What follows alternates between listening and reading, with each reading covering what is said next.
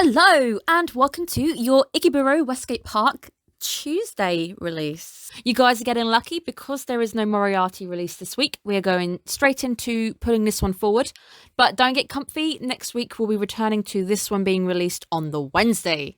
So now that's out of the way, let's go on to analyze a fantastic episode. This episode really did do a very good job, and we're going to break it down. We're going to work out exactly what it was doing and why I was excited to see this. So today's title is The Shady Job, and we're going to open with a ballet performance, which I was not expecting. And the piece, in case you are wondering, is Tchaikovsky, and it is the Waltz of the Flowers from the Nutcracker Suite. One of those pieces that you hear so much that sometimes it will bother you and you're like, I don't know where that's from, but you know it's Tchaikovsky. This piece was also used in Princess Tutu. I just really wasn't expecting us to start on a ballet performance. So we're going to open on what seems to be probably our third main character coming into the frame. And this is Koichi Ozaki. And I want to call him Kyo, but again, I'll try and give him his full name where I can, just because this episode was very different from last week's episode. There's a lot of very important, quite sensitive topics we cover. So I will probably try and avoid too many nicknames right now, but at the same time, he does feel like a Kyo to me. Essentially, I really like this guy. He's got two-toned red hair, so he's got this really nice red hair on the bottom, and it goes into a mahogany brown. Red hair being a very passionate colour. I 100% see this in this guy being very passionate about what he is. He's also quite a warm character from what I've seen in this first episode. It's got grey eyes, which I was half expecting them to be blue, but I think the grey works quite nicely, and I'll explain why when he kind of squares up to King a little bit later on. He's covered in tattoos. We've got the red wings on the back, which is where the Red Angels get their name from. And I did think he had a Godsmack tattoo on his chest. It probably isn't, but it does look like the Godsmack tattoo. So maybe he's into that kind of music. Who knows? I don't think they'd probably get permission to use it anyway. And he's got a few more. He's got like a skull and a snake on his arm. One thing I'm liking about this anime is the fact that they're going into quite nice details with the graffiti and the tattoos. A lot of characters in this seem to have tattoos, and these tattoos, at some point, I'm pretty sure they have a deeper meaning. I'm not so up to date and polished on the meanings behind tattoos. This open, I really wasn't expecting, but I like it. Now, just a quick side insert. We've got the OP playing, which is cool, and this is the pinballs. The OP really reminds me of the Paradise Kiss OP. And I don't know if that's just me, that might just be me, but it really reminds me of Paradise Kisses Open. In the OP as well, we see Koichi fighting King, which made me at least a little bit nervous. I was like, is Koichi a bad guy? Is he going to be a bad guy? Please don't be a bad guy, because I really want to like you because you're doing ballet. In the end, it kind of finds out he's not really a bad guy. He's actually quite a nice guy. So quite happy they didn't use him as a baddie there. Let's get introduced to the company for this episode. So as we discussed last week, this is a very episodic series. This week's episode is dealing with the OK Curry Company. These guys are the worst people to ever be employed by. So if you think your job sucks, and at times my job does suck, the OK Curry guys are 100% worse than that. And we even hear Makoto go, this curry's okay. So they're selling a product which is neither good nor bad. It's just an okay curry, literally. And we are introduced to them all being quite robotic, and they do this quite robotic intro outside on the streets to get people to come in and have a look about their cheap curry. And then behind the scenes, we see a employee being reprimanded. We can see his higher-ups literally shaming the guy. So they're telling that, we don't need people like you who work here if you can't work any harder right now. And they tell him to drop and kind of give him 20. Makoto and King, who are eating at the curry house, King tells us that this company has bad work ethics. So the workers are having no sleep. They're working really low pay for lots and lots of overtime. And essentially, this does mentally tax you. So being in a very bad position where you're working lots, it affects your mental health and it affects your physical health. Got some G-boys working for the company as well, who are also reporting very bad work ethics. So we meet Masaru. So Masaru is a G-boy, and he's also working for the OK Company. He is the guy who gives us a bit of lowdown to King and Makoto, and he tells him that the kid that they saw being forced to do push-ups at the start was Mitsuki. And Mitsuki is the new hire, and he is a friend with Masaru. They ask, why was he being reprimanded? What did he do wrong? And it turns out he was just 5 minutes late. He didn't do something bad. He was just a little bit late. The higher-ups in the company, the guys that we saw forcing him to do the push-ups, they get referenced as the military police because they go around and they literally do that to everybody. Some of the employees try to fight back. So obviously some of them snap and try and fight back against illegal practices. So I don't know about Japan, but this is definitely, anything like this is illegal in this country anyway.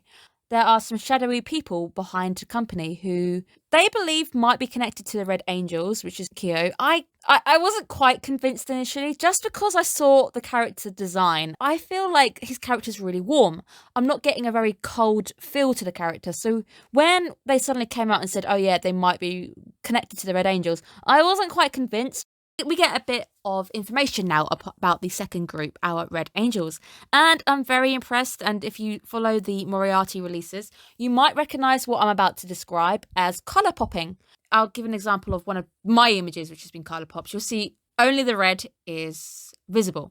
Colour pop is done to normally draw attention to a certain aspect. So in this picture, you're being drawn to the apple, which is one of my modelling pictures. So I can use my own modelling picture here.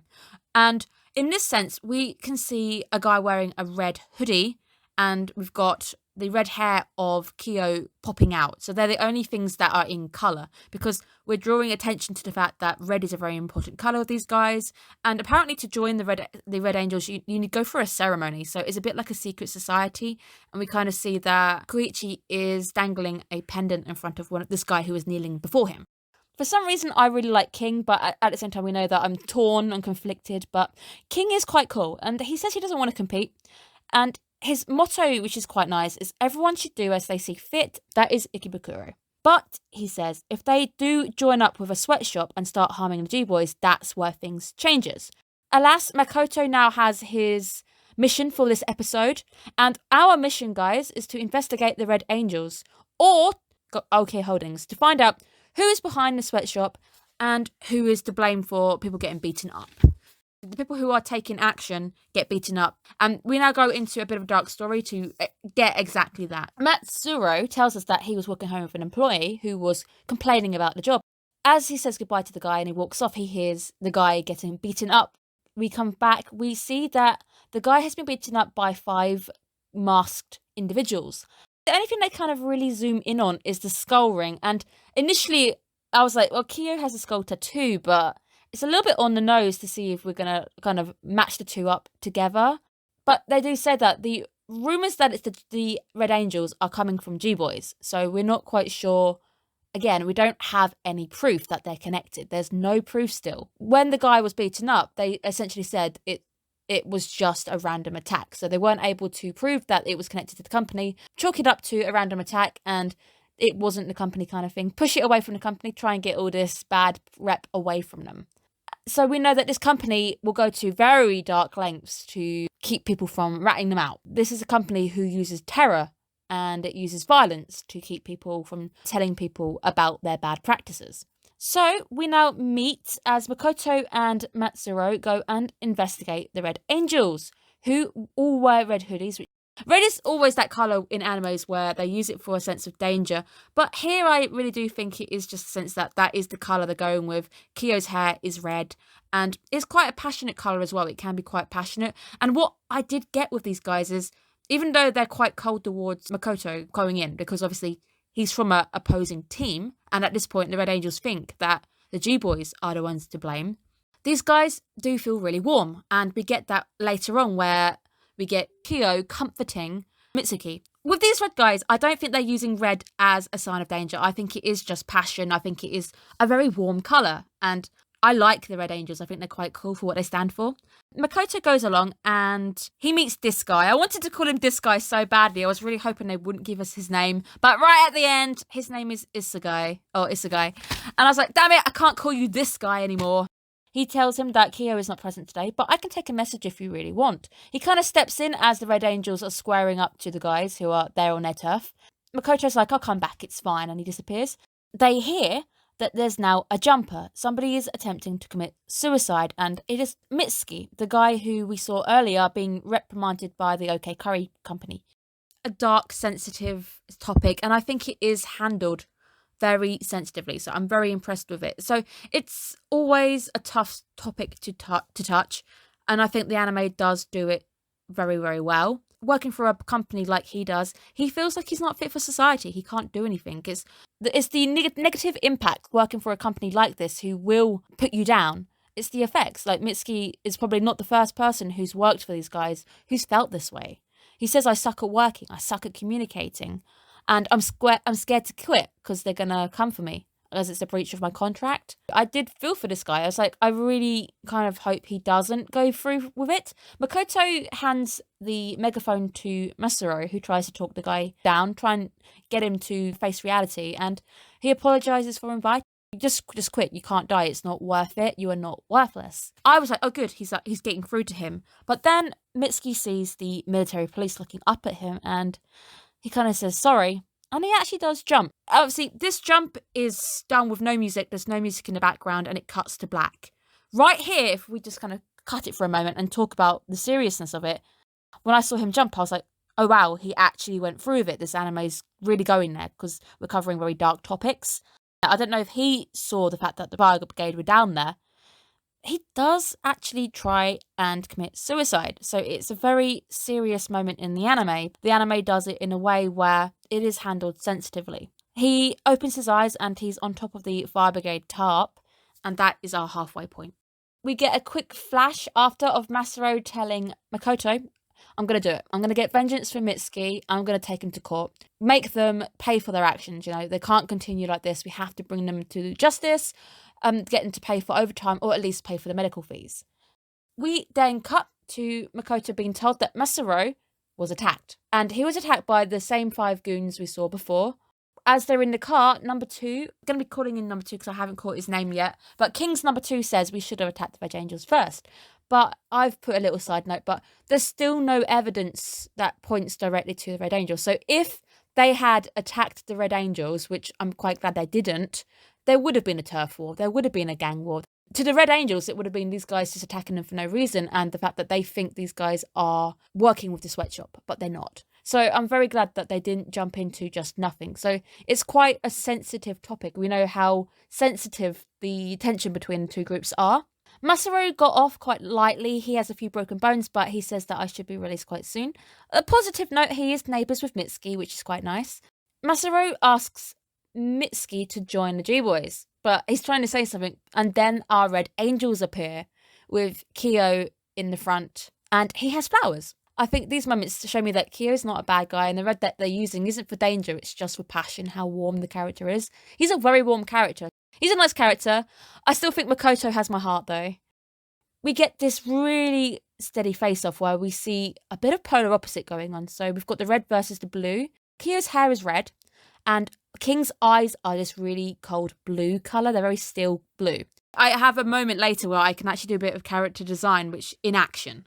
King's eyes are literally a polar opposite of Kyo, and to be fair, the two characters are quite opposite. King is quite cold, calm. Well, he's cold in a sense he's quite aloof. He doesn't say much unless he needs to. Oh, he's not a bad guy. I don't get a sense of badness behind him. And the fact that he says people should be able to do what they want and he doesn't want to go and compete with another group, that's a good thing. And the fact that he doesn't like drugs and stuff. King is a good character. He's just a very different type of good character where he's calm, he's very chilled and he's calculated. And we see it in his fight coming up with him. So I'll talk about it more when we get there. Makoto, being the boy that he is and how much we love him, he manages to break the tension by saying hello to Isugai.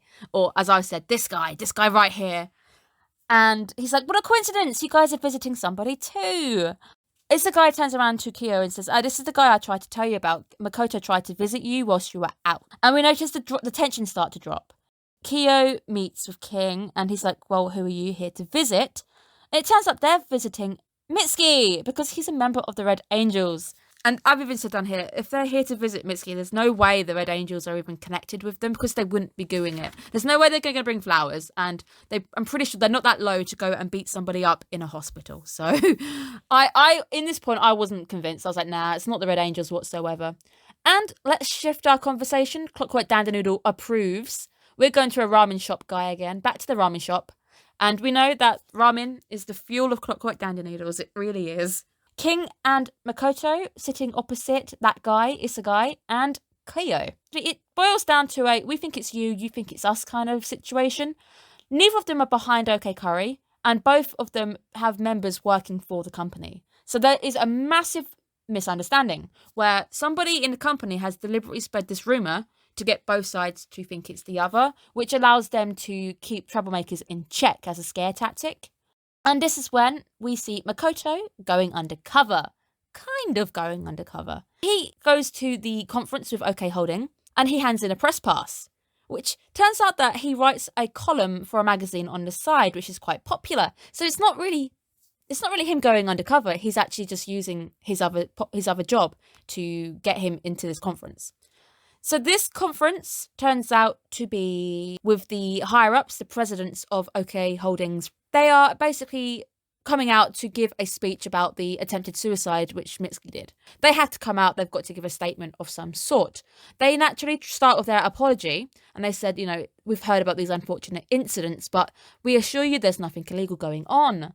And then, now this is this guy. This guy here is going to be this guy. I know he gets a name, but he's an a-hole. We don't care. We're not going to give him his name. He doesn't deserve a name. This guy, who then smirks, and he's like, ours is a really good company. We're considering putting the names of those who have been injured or who have been affected on the plaque of the school that they're going to be establishing in Africa. Look, you're using charity to bluff your way out of these negative. You're trying to use charity to back your way out of a bad situation, which is awful.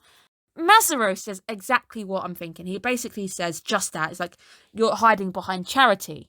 Makoto stands up and says this person here was somebody who resigned. He's also friends with the guy who tried to commit suicide, but he was attacked, wasn't he? And he literally just shatters. You can see how nervous the presidents are getting. They start to sweat. And he even says, do you not have anything to say to this poor guy? He says, Masaru is going to be taking you to court. We've managed to get a lawsuit and he's found an attorney. We cut to Masaru walking alone in a park. And I've even put in a corner, this is totally a setup. They're totally planning something here. And I'm correct. The thugs return. They're back. They are here to have round 2. And we zoom in on the ring again. Remember last episode I said I think there's going to be an overarching plot a bit later on down the line. I think the zoom in on the ring is going to be very important. It's not important for this episode because we just zoom in on it now and it doesn't actually have any meaning. I don't know the source material, so I could be wrong. That ring, even just that skull motif, is going to come back and bite us at some point later for the overarching plot. So keep an eye on it. Just see if we're right. They threaten him. They're like, we know your address. We know your family's address. And then the Red Angels and the G-Boys surround the thugs. This is such a yes moment. I really wanted to see these guys working together. And they know the thugs' names. We get Kyo saying, you're 5 rotten guys who failed to get into any group. And then King saying, getting information on you guys was easy. I love it. I really love the kind of way that this all plays out with them working together. The lead thug calls out to King. And King's like, fine, I suppose I had to fight 5 of you in a row. But I don't like punching rotten meat. But Kyo stands up and joins him. And we just get that smile exchange. This smile exchange is just precious. I love it. So we're going into our fight section now, which is really, really cool. And you can tell a lot from the fight styles, which is quite nice. Number 2 goes up against the guy with the taser. I want to call him Taserface, but I think Guardians of the Galaxy got there before me. Damn it. That guy goes up against number 2. A thug with a bat goes straight for King, and he literally, it's such a calm, calculated move. He upper punches the guy in the face, and that's it, he's out. It is so calm and collected. Number 2, he overpowers the Taserface, or Taser guy, and he tasers himself, and he punches him out. We get a quick Kyo fight, and he uses a beautiful roundhouse to just knock the guy flying. But he's a dancer. I'm expecting him to be able to move quite nicely. He's got great footwork. Kyo is fantastic to watch in a fight, and I really do hope we get to see more of his fight style because it's very pretty to watch.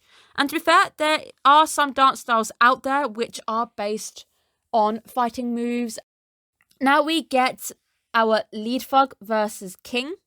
This is where we see more of that character design coming out in action. So I mentioned his blue eyes before, him being a very calm, reserved, calculated character. He doesn't waste punches. So you can see the Thug jumping around, throwing punches left, right, centre. King doesn't. He doesn't throw unnecessary punches. He keeps calm, collected. All of his punches are calculated. When he goes in, he calculates it. He covers the guy's eyes. The guy falls forward. He manages to disorientate him without hurting the guy. He then punches the guy in the head in quick succession, knocking him out, and he's down. King doesn't waste time. He doesn't do any grand moves. He's a very calm, collected, calm character, and he's growing on me, as much as we know how much I'm very torn with the fact that it is still the voice actor for Shigaraki, and that's fine. I can get over it, I think. I mean, maybe he can win me over with King instead. We then get the last round, a bit of kind of a last hooray, where a guy pulls a knife to go in for Mitsuki, who jumps, and Matsuru goes in to kick the guy in the face. And that is when King... Why, King? Why? He tells Mitsuki, quit the Red Angels and join the G-Boys. That was so impressive. He does this in front of Kyo. Like, really? Really, King? We just had this great moment and you ruined it. Kyo pulls up Mitsuki and he's like, stop joking around. He's a very important part of our group. Ends that chunk. And that's what I mean. I think the way Kyo is designed isn't because he's a dangerous character or anything, not because he's after blood. He's just a warm character. He cares about the members of his group, which makes him very similar to King in that sense, because King cares about his group members. He says, we're not going to get involved unless they start harming the G-Boy members. So it's very nice to see these two, who are both leaders of their groups, they share a lot of traits, even though their designs and they are very different in characterizations, or personality-wise they're very different. They still are very similar. We end on the open, essentially, where we've got them waiting for Kyo to go and dance, where Makoto reads the headline. OK Holdings employees are arrested for assault and intimidation. That is the military police being finally arrested for their bad doings. The president has been hospitalized for a sudden illness. We find out that G-Boys have arranged the money to cover the lawsuit that we're going to take these guys down with. And we also, apparently the symbol on Makoto's shirt says rabbit. I don't know why they told us that. It's just cute. He's also wearing a really nice jumper earlier where it says caution. I like Makoto's style. I don't know why. I really like him. And Isugo's like, we should take notes on you guys. He says that I'm an archangel in the Red Angels group, and he gives Makoto a pendant of the Red Angels that lets him come and go to their meetings whenever he pleases. Because, to be fair, Makoto and Isugo, they did seem to kind of hit it off. They both seem to have the same role, where Makoto is the guy who talks sense to King. Isugo can talk the same to Kyo. They seem to be the interchange of each other for the groups. It does end with them saying that the Red Angels and the G-Boys coexist, but some tension does remain. And we end on the open where Kyo is dancing to the Waltz of the Flowers. We'll quickly talk about the ending song quickly, which is the after song. I really like the way that the overlays just come in. It's almost theatrical, where the overlays in the background slide in and we see Makoto in front of some fountains. He looks a bit melancholic. I think as we develop more into Makoto's character, that we're going to find out that he's quite a complicated character, and I'm looking forward to getting down into his history as well. We cut to King, also looking a little bit melancholic as he's on top of a roof, and we get these really nice night shots of Ikebukuro. Makoto walking as well, nice little scenes of just like different locations. And then we come face to face with King. In between them is an interesting graffiti motif where it's a raw heart. It's just like a proper like anatomical heart with some hands, and it's connecting the two. Interested to wonder if that means that the two are connected in a sense that they're like brothers, or something is connecting the two and it's like strong like a heartbeat. Gonna be interested to see more as we discover more in this anime. So yes, I think we had an amazing episode. It's a certain tone shift from our first episode, which was a bit more light-hearted. It wasn't as dark as this one. This episode is a very tonal shift where we're focusing on something very sensitive, in a sense that we are talking about suicide. And it is a very sensitive topic to cover. So I'm very impressed that the anime has been able to cover it. This episode's been a little bit less light-hearted than the first one, where we had quite a bit of comic relief going on. The way that they finally took the bad guys down, It's great. It's very nice to see the two groups coming together. Also, very nice for them to introduce the second group. So I'm going to be very interested to see where that goes, and hopefully we can see more of them working together. I hope they can work together because I don't want them being like rival gangs. I do want them to be working together because I think they're both really good characters. I like Kyo's design and I like King's kind of design. I can back both of them. I'm very excited to see where it goes, and I hope you guys are very excited too. Please, if you are enjoying the content, why not go over and give the sub button a bit of love? I would really appreciate a bit of love. And as well, give me some likes just so I know where to be focusing in on. I am a new and quite tiny channel, so I'm trying to work out on what works, what doesn't. I'm going to make mistakes, guys, so as long as you guys can bear with me as we're trying to find a formula, find something that works. This season, I feel like I'm getting behind the in-depth breakdowns a bit more, going into the animes a little bit differently. So we're changing, we're learning, and hopefully you guys can appreciate that. As well, I hope you guys are enjoying Ikebukuro Westgate Park. It is a fantastic anime, definitely worth you watching. It's also the most swaggiest anime out there, definitely got a lot of style going on. And as I've seen it described, it's got Banana Fish, Durarara vibes, and it kind of does remind me of an illegal version of Millionaire Detective, which ran last season. Love it. And again, the character designs are beautiful. I like all the character designs. And the use of the graffiti and tattoos and things just to kind of give us an atmosphere. And also, I think there's storytelling going on that we're not quite picking up on, or I'm not picking up on. I think there's more going on in this anime than what first meets the eye. I definitely expect that ring or some of those motifs to come back in a later episode when things start to add together one by one. I think there's an underlying plot tying everything together at the end, so let's see what happens, guys. Before I leave you guys quickly as well, I'm going to quickly give you a rundown on our release schedule. Monday, if you are up for it, come and join us for a very hilarious Golden Kamuy breakdown. It's been nothing but talking about boners and comedy gold. So Monday is your comedy night if you want to have some Golden Kamuy. Oh, if you haven't watched Golden Kamuy, definitely put it on your binge list. It is worth it. And if you're a fan of JoJo, you have to watch Golden Kamuy because it is the grandfather of it. Tuesday normally would be Moriarty. Obviously, this week there is no Moriarty.